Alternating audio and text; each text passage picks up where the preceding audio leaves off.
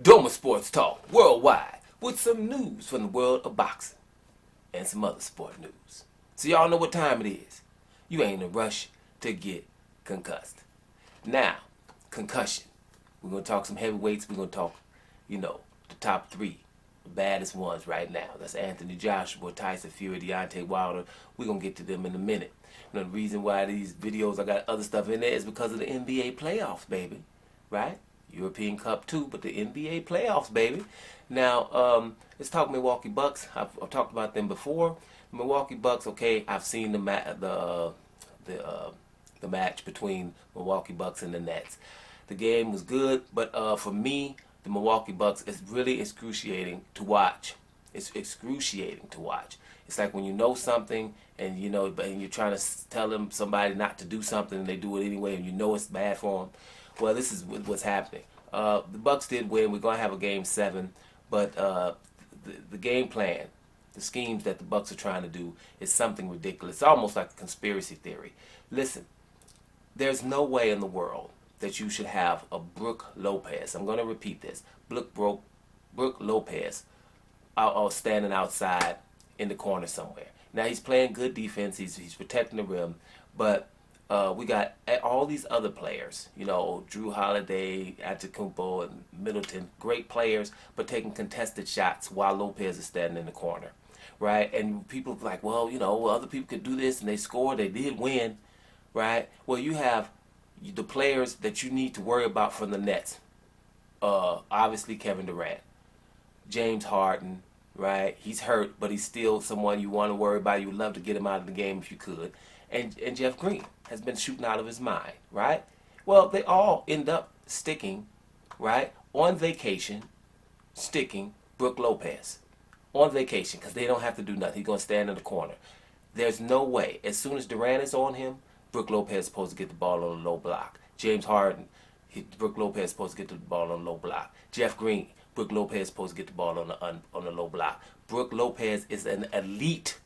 He's not just an okay scorer on the low block. He's an elite scorer. He even has that swing through that James Harden invented, right, where you get fouls. And now you got centers doing them. Joel Embiid has that too in his game. That they swing through and keep the ball real hard with two hands and swing through and get a foul, right, as well. And Brook Lopez makes his free throws. So while we got making, you got big 6'11", right, 6'11", Antetokounmpo, with a guard sticking him, and he's trying to take him off the dribble on the left side, on the elbow out there, trying to take him off the dribble, right, and then ends up shooting a fall-away jump shot over at James Harden instead of just backing him up, right, and backing him down and getting a double team. But no, pull the ball out and tell Brook to go down there and give it to Brook, right? Now, I'm not saying the other players shouldn't be doing something, but they would have a lot more space if they would go down to Brook Lopez. It's absolutely ridiculous. And let me tell you something. It's everybody's fault. Even the fans. The fans, it's really, that's what you show that you're casual. The fans, y'all holding up signs. Y'all should be holding up signs talking about Lopez is the key. Put Brook Lopez on the low block. No one sticking Brook Lopez.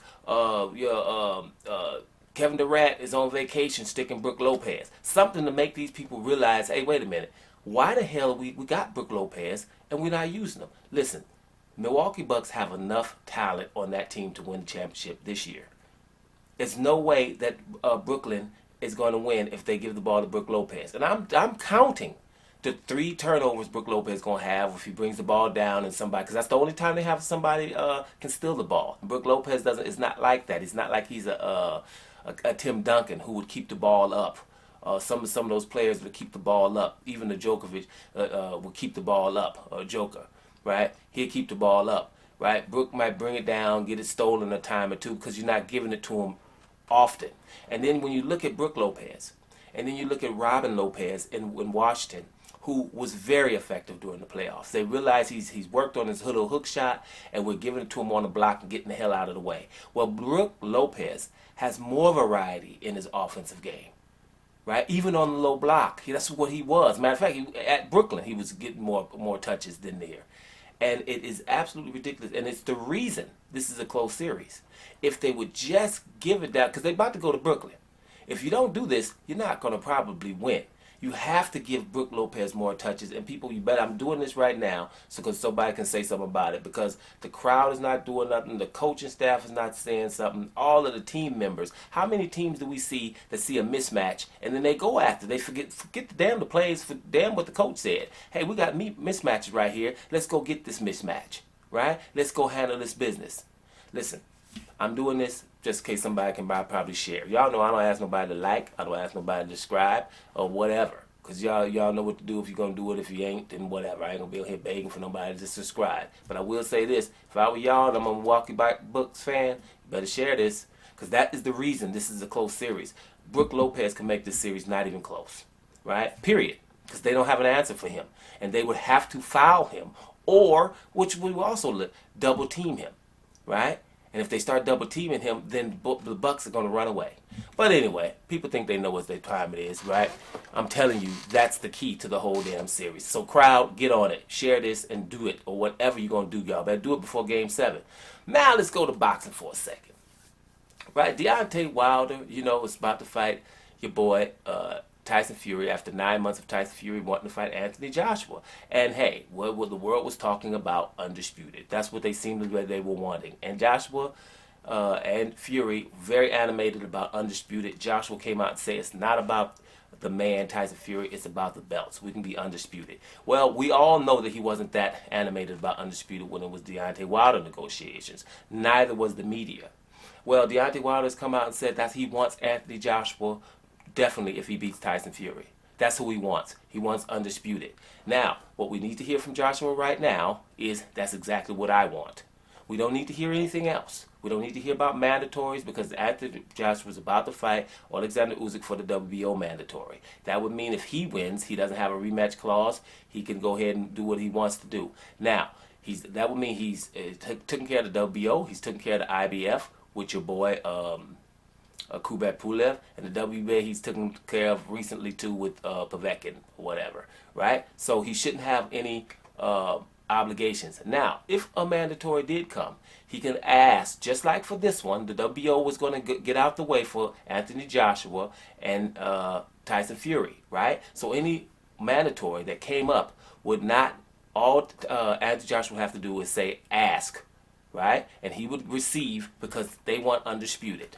Right? So it shouldn't be anything in the way. Now, we've seen this come in the way. The fight between Anthony Joshua and Deontay Wilder was going to be undisputed. It was going to be in England, right, for $12.5 million, then or in America for over $50 million, which was going to be a $100 million fight, and it could have made more, but Joshua didn't want that. So it was going to be back. Joshua said, well, we can fight in England. You take $15 million, which is ridiculous, but take $15 million flat fee and come to England. Deontay Wilder said yes. After that, all of a sudden, the mandatory in Povetkin came, right? And he had to sign a deal in 48 hours. And I think the WBA got paid to do that. Now, right there, Joshua would have said, hey, hold up with Povetkin. I'm about to go undisputed. He didn't do it, right? And we know why. And that's what Deontay Wilder's talking about now. So he's talking about, hey, don't come with nothing. Right? No mandatories in the way, no excuses. And right now is the time for everybody, Anthony Joshua fans, to be saying, hey, he's calling you out. So we don't want you to come back talking about anything about negotiations or anything. We just heard you talk over a year about how important undisputed is. Eddie Hearn as well. So that is what you should be focusing on. There should be no other different kind of narrative if Deontay Wilder beats Tyson Fury. But I'm going to tell y'all, if Deontay Wilder beats Tyson Fury, I'm expecting a whole lot of fear to go around. I'm expecting a whole lot of damn fear to go around, right? I just hope it wouldn't be. Now I'm going to read the article real quick. I'm going to read some of it so we can get to some of the vibe that's going on about Deontay Wilder wanting Anthony Joshua next, and then we're going to get up out of here, right? We got a lot of stuff to do. Anyway, here's an article. Deontay Wilder already has his sights set on Anthony Joshua for their long-awaited unification later this year in December after he rips back the WBC heavyweight strap from Tyson Fury on July 24th. Wilder admits that he's not someone that fighters want to face for obvious reason. He hits too hard. Will Joshua agree to fight Wilder?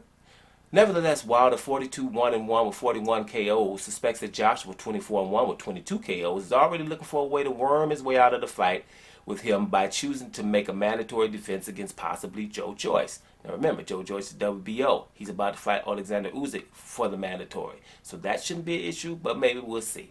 Anyway, the World Boxing Organization would likely give Joshua an exception to face Wilder if he asks for one, but he has to ask. If he chooses, Joshua can certainly bypass a fight with Joyce to face Deontay, but it's a dangerous fight. AJ may opt to go in the direction of least resistance by taking on the slow behemoth Joyce in a fight that would play out big in the UK.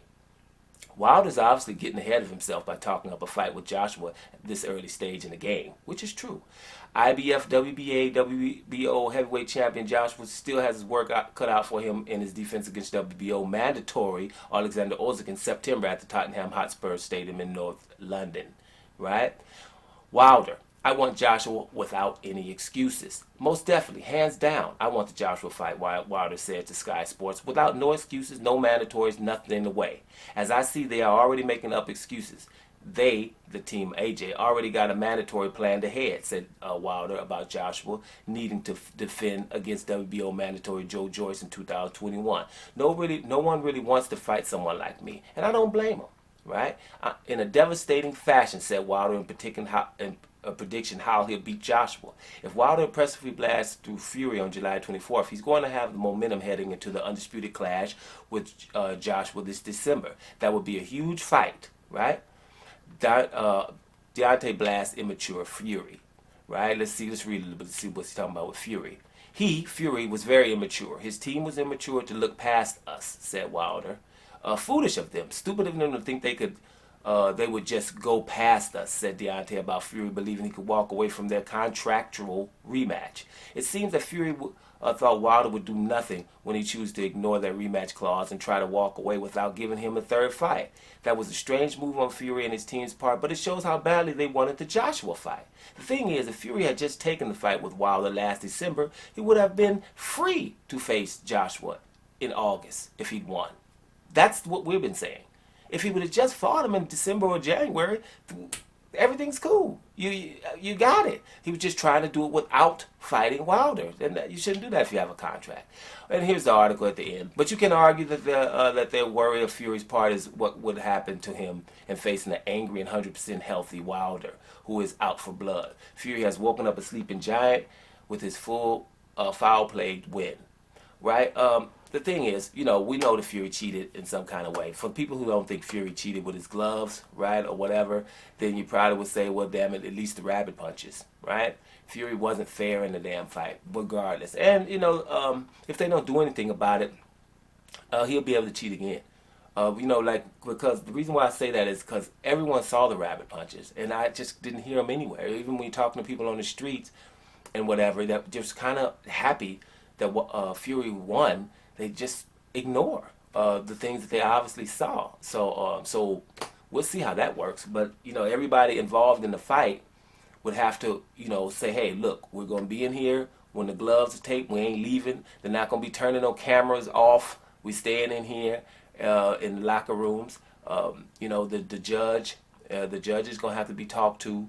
The referee gonna have to be talked to. So it's a lot of things that they have to pay attention to in this fight. Let's see what happens going forward. But I'm just saying, if we want Undisputed, because Undisputed is hard to get. We had Josh Taylor just get it with Ramirez, which is good, and that's good.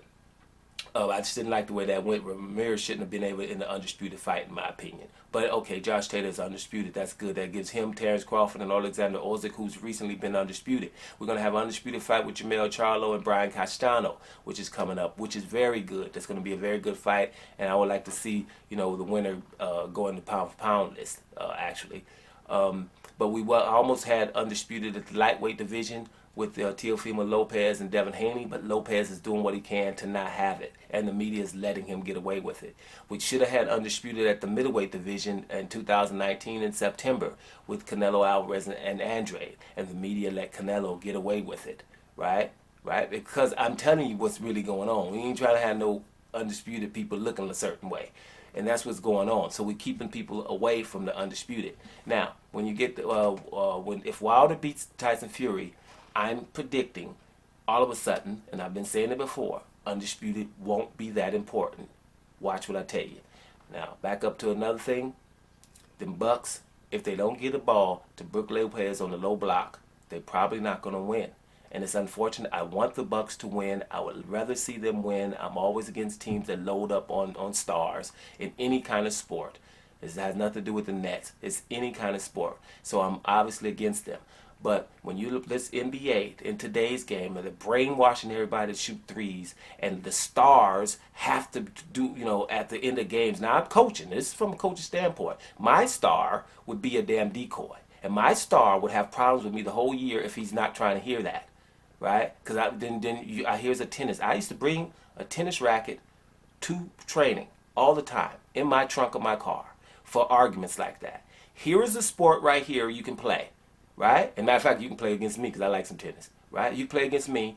You can have this racket right here and we'll go play some tennis. And there you can be by yourself. But in this sport right here, you're my best player. They know it. They're going to double team you. That's why this other player is going to do the finishing here. Period.